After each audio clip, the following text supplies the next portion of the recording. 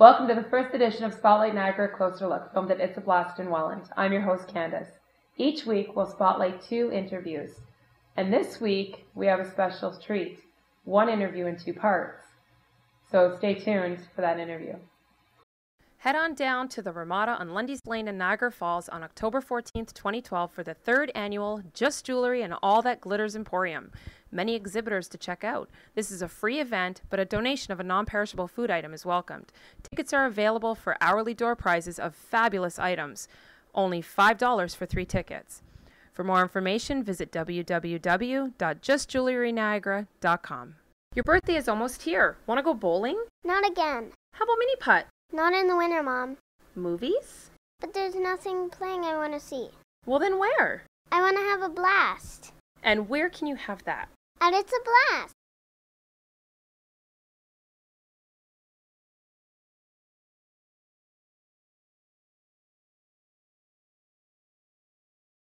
Finish or start your holiday shopping with the 7th annual Wrap It Up, Niagara's only Christmas shopping extravaganza. There will be over 40 exhibitors offering thousands of unique holiday gifts at the Ramada Plaza on Lundy's Lane in Niagara Falls, Sunday, December 2nd, 2012.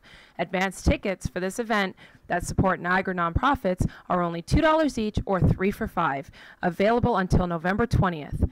$500 grand holiday basket draw for advanced ticket holders only. Over 40 fabulous door prizes throughout the day. For more information, visit www.wrapitupniagara.com.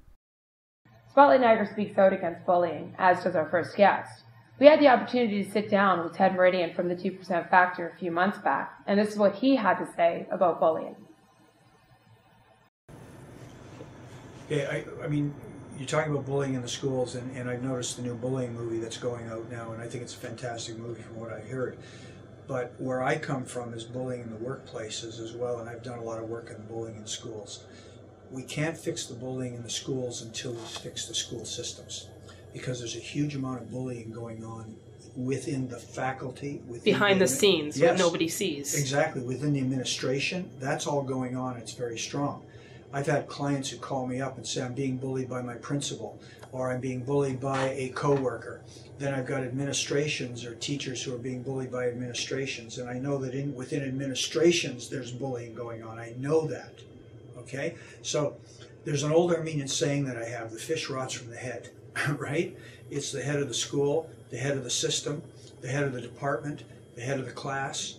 And unless you fix that, and of course there's our own heads. The reason bullies bully is because their heads are messed up, because they have to get someone below them. They're in such a bad place in their lives, whether it's a child or an adult. They're in such a bad place in their lives. They have to get someone below them in their, you know, as far as their mental capacity is concerned. So, you know, I don't feel good about myself, so I've got to make you feel worse so that I come out on top, so to speak. And then, you know, I can win friends if I put you down. I mean, the mentality of that is hugely distorted in a lot of instances.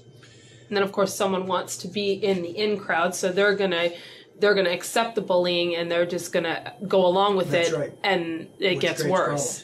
So again, my theory is that we can come up with all the zero tolerance, all the rules, we can come up with all the things on how to talk to bullies, but unless we give the tools to the administration and the teachers on the proper way to deal with bullies. For example, there was a clip in the trailer I saw of the movie Bully, where this teacher, and I'm not sure whether she was a principal, vice principal, whatever, but the bully she put the bully and the target together, and the bully put out his hand to shake hands with the target, and the target refused and says, no, I'm not shaking your hand, because you're only here because she's told you to be here and you don't mean it.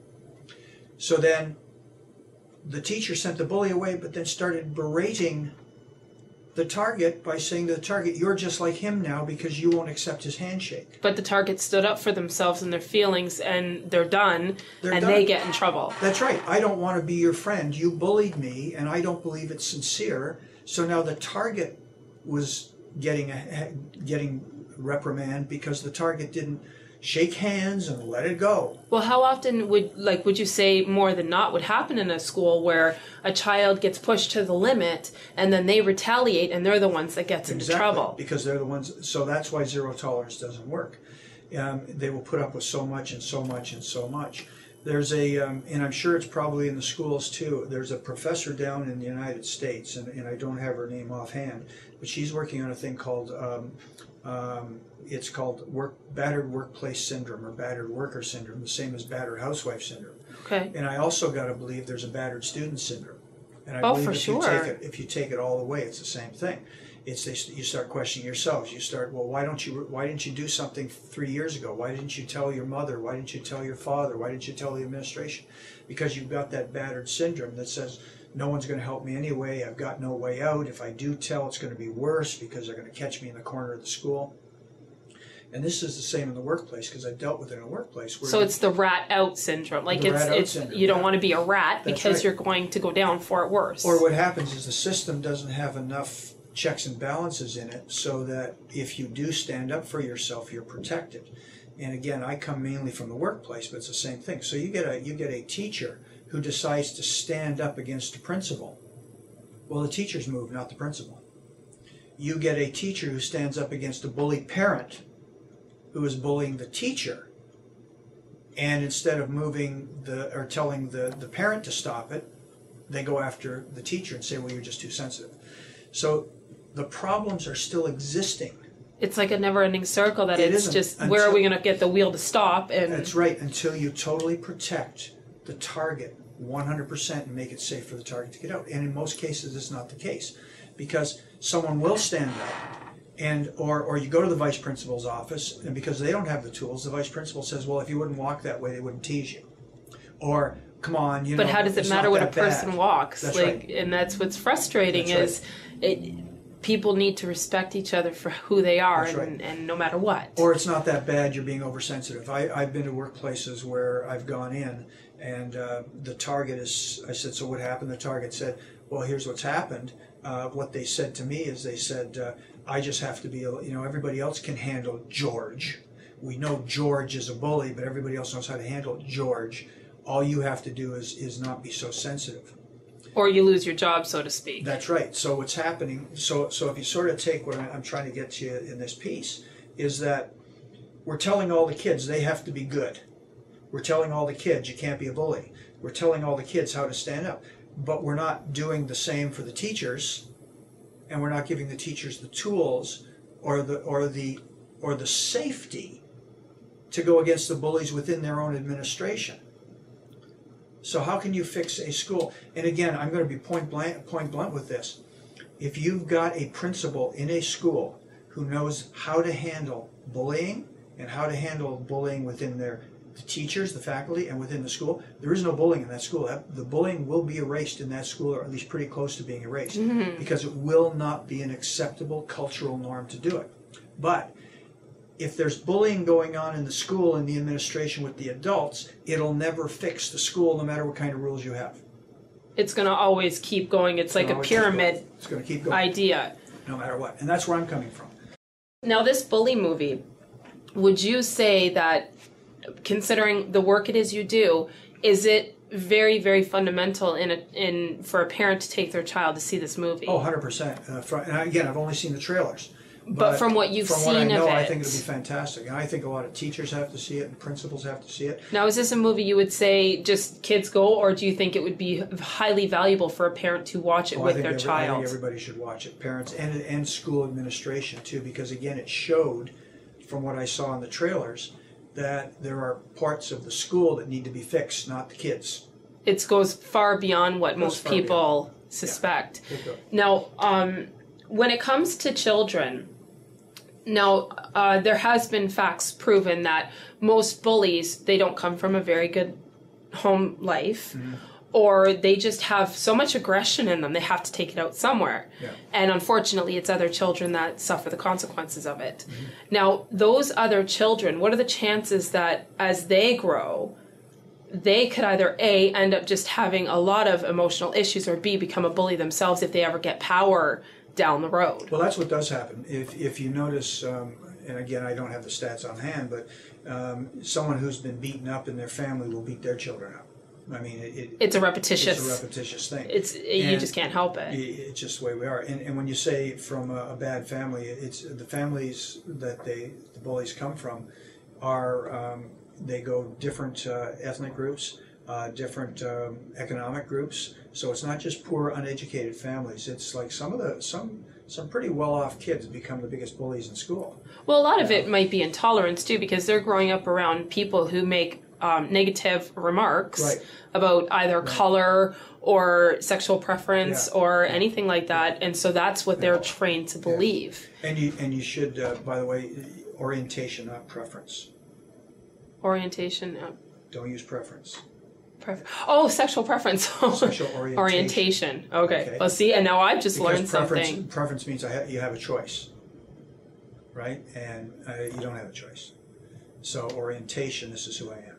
So if you're saying to somebody who's gay, so just by someone learning that little piece of knowledge, if you're talking to somebody who's gay, lesbian, bisexual, transgendered, what you're doing when you say it's your preference, no, it's not. It's who I am.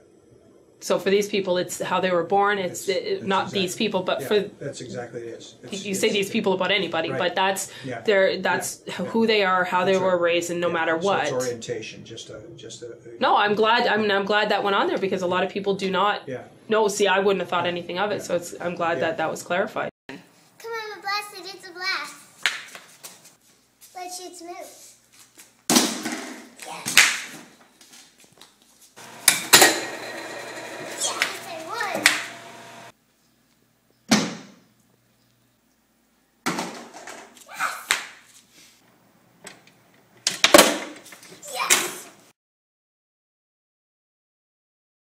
This is Candace. Join us every Tuesday evening starting August 21st for Spotlight Niagara Closer Look, filmed at It's a Blast in Welland, where we'll be taking a closer look at all the people, places, and things in Niagara and what they have to offer.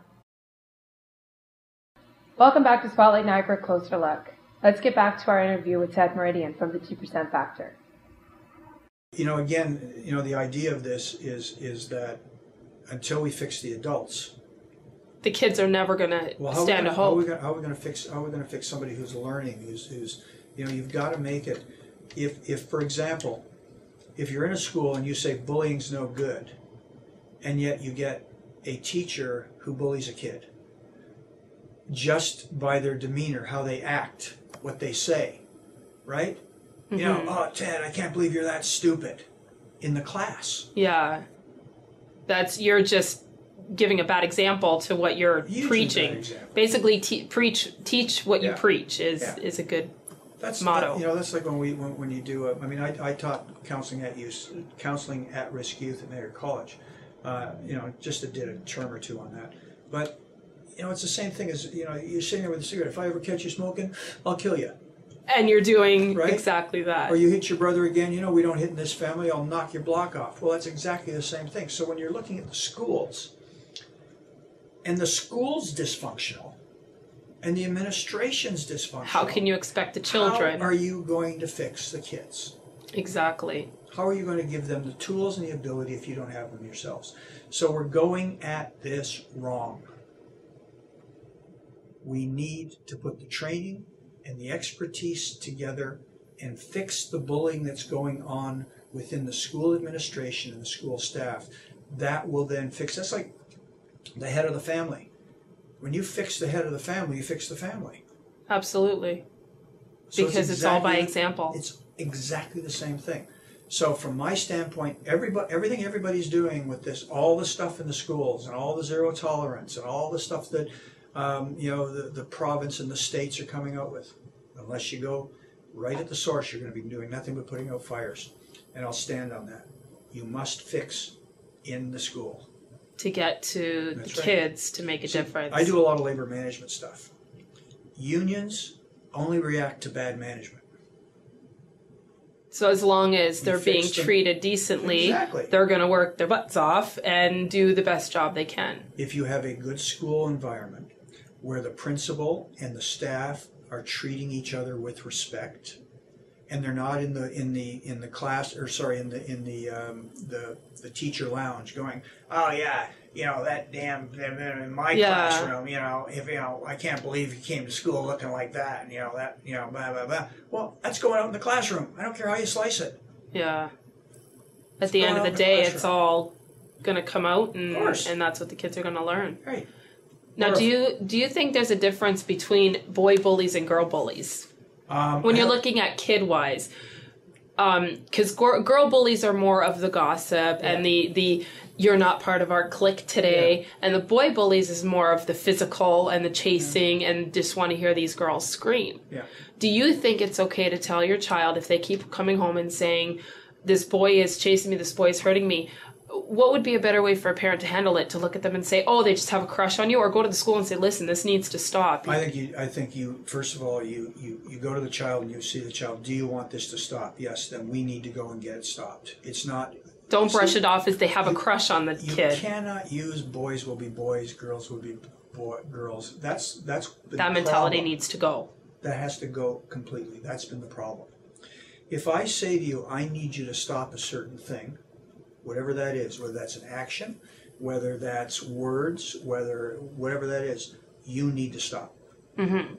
I mean, that's exactly what, when you look at a lot of the human rights stuff that goes on. And in Ontario, I'm very familiar with Bill 168, which is harassment in the workplace. And, basically it's unwanted behavior. That's the definition of harassment, unwanted behavior. So if I say to you, I need you to stop, whatever that is, you need to stop. No questions asked. You can't say, just joking, Ted. Oh, come on, Ted, can't you take a joke? Oh, well, Ted, we've been doing that for a year now. Why all of a sudden don't you like it? What's wrong with you? No, I need you to stop because I've had enough. Mm-hmm. There's a huge line between, or sorry, not a huge line, there's a definite line between teasing and taunting. And the problem is we don't define that line well enough. And that, again, goes within the administration as well as within the schools as well as within the house.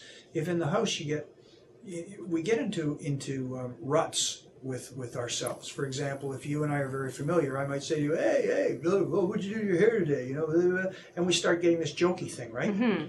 But all of a sudden, the jokey thing gets taken a little too far. And if you say to me, Ted, stop with the hair, this is sort of like 2 weeks, don't let it go kind of thing. Go, right? And I go, oh, let it go. Oh, look at everybody. Oh, she wants to let it go. That's the bullying part. Okay. That's when they're not stopping, they're not listening to what you have to say. That's the line. And it's been crossed at that point. That's the line.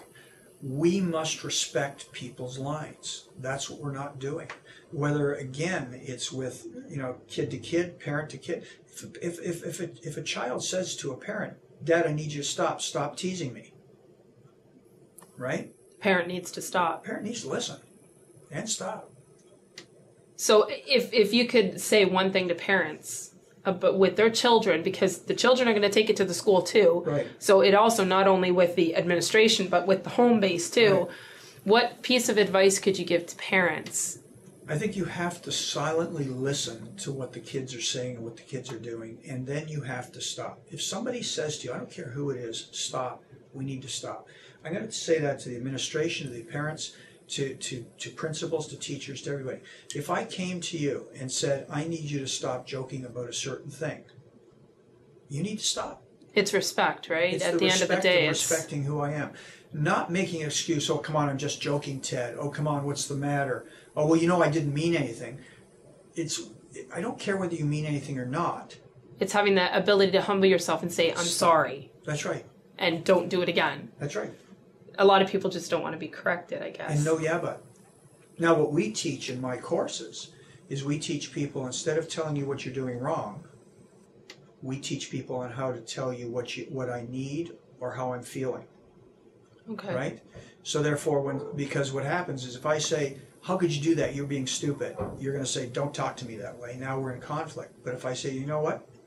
When you say those things to me the way that you say them, this is how it makes me feel. Now, if you're not a bully, you're going to say, oh, wow, I didn't realize that. I'll stop. If we call them a 2%er, by the way. If you're a 2%er, because a 2%er will never, ever, ever, ever acknowledge themselves or take blame for everything. Okay. Now, a 2%er, and we have a website, it's called 2percentfactor.com, but in 2%er, the concept is there's a small minority of people who, no matter what you say or no matter what you do, will always find a way to screw with you. Okay? Okay. They'll find a way to pick up a gun and shoot you no matter what rules you have. So no matter what rules we put into place in this whole bullying thing, there's still going to be that one bully. There's still going to be someone who figures out how that to you do just it. can't reach. Well, that's right. So but if you have the right system in place, you're not penalizing the people who have made mistakes and stop the behavior. You're going to penalize the true bullies. It's a very interesting concept, but the 2% no matter what. So what we teach is how to deal with the 2%, how to deal with the bully. I need you to stop. I'm not going to. Then I'm going to the principal. You do and I'll make your life hell. You can't make my life hell. How can you do that? The only way you can make my life hell is if I allow you to do that. Yeah, exactly. Right? Our biggest problem is fear. And we also teach is fear is false evidence appearing real. And that's the FEIR. And you know, it's all false evidence. A bully can't do anything to me. You can't do anything to me. I often use the thing in The Wizard of Oz in my seminars. It's you know, when they're going, how are we doing? We're good. Okay. You know, I use the thing in The Wizard of Oz. And you know, when the Dorothy and the Tin Man and the Scarecrow are going through the woods, and the lion jumps out, and the lion jumps to the Scarecrow, and goes ah, jumps to the Tin Man. The Tin Man goes ah, jumps in front of Dorothy. Dorothy goes, stop that, and the lion goes, I can't believe you did that. I'm just supposed to be a lion. See, bullies believe they're supposed to be the bully. They get into a rut of who they're supposed to be. It's in their head. It's what they believe to be reality. I will say this in the workplace, as well as bullies have the thinnest shell and the thinnest skin. They are probably the most disturbed out of anybody in our society. They will crack the easiest. Basically, the minute you stand up. That's right, because the minute you stand up and you say, excuse me, I need you to stop. Right? Very small percentage of the bully will take you on. The rest will do, whoa, then they'll find another target. So the idea is if everybody stands up to the bully and then says, the bully's I need you done. to stop, if there's no target in the school, if the administration makes it so there's no targets, right? And instead of trying to change the behavior of the targets, you give the people tools to turn to the bully, and it's very simple. Stop. I need you to stop. Oh, what are you going to do about it?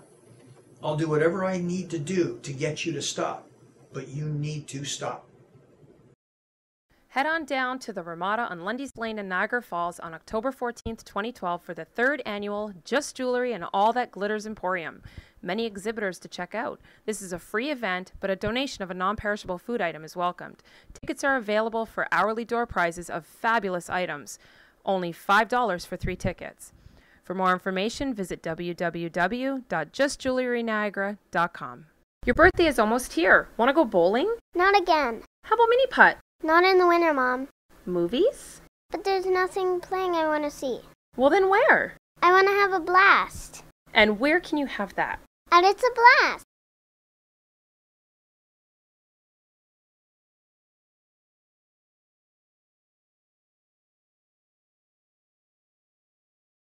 Finish or start your holiday shopping with the 7th annual Wrap It Up, Niagara's only Christmas shopping extravaganza. There will be over 40 exhibitors offering thousands of unique holiday gifts at the Ramada Plaza on Lundy's Lane in Niagara Falls, Sunday, December 2nd, 2012.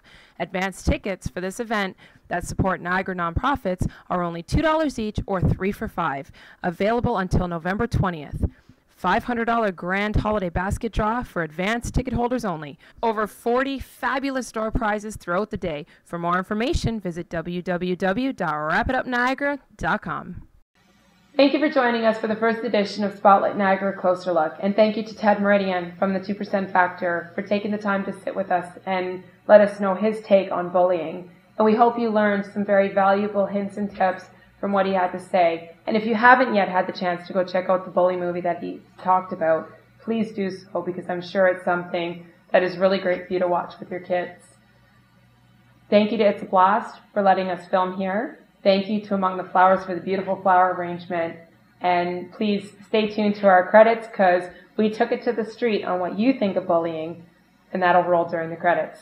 Take care. Anti-bullying? Bullying sucks. I think bullying is bad for everybody, the bully, the bullier, because neither of them have self-esteem. That's why the bully is bullying to begin with. When I'm bullied, it makes me feel bad about myself. I've been beaten up by a bully in words before, and people have to be careful what they say because it might hurt another person's feelings. Bullying doesn't just affect the individual, it affects society as a whole. Someone could invent a cure to cancer or, a way to make pollution turn into oxygen.